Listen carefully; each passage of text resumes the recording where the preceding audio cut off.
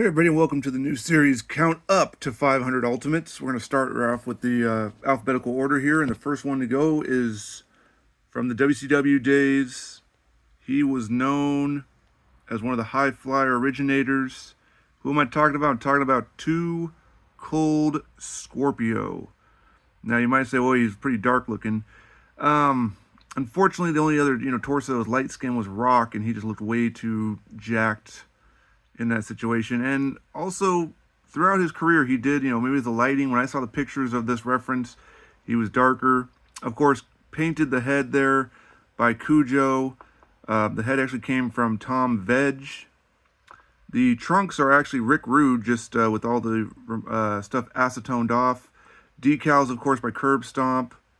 White boots, I forget who the white boots were from. And gives a nice, good proportionate height. Too Cold, of course, would be a ECW TV champion and a WCW tag champion with Marcus Alexander Bagwell, later known as Buff Bagwell. So, not the hardest thing to do. I think I used a Mr. T torso.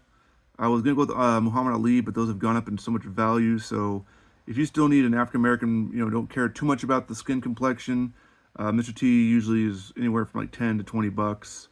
Best option, really. So this is the countdown to count up, to 500 Ultimates.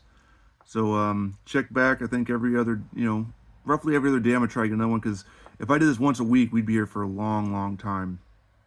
The fun fact is I don't actually have 500 Ultimates yet built.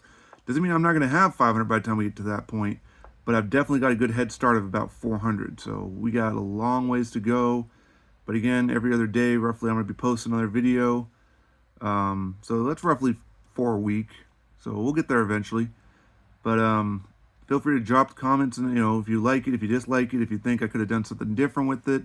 Always welcome to to change stuff up if necessary. Of course, again, I know the skin tone is pretty dark for him, but at the same time, I've seen videos of him where he was darker. It could be the lighting from ECW was pretty dark at some matches. So if they do make a more lighter skin torso that's not super jacked like Rock, I might look into that one for sure. But pretty happy with how this turned out. The color definitely pops.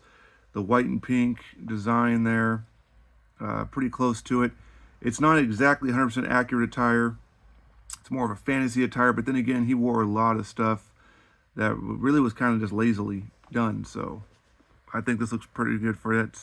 Check back again for the next one.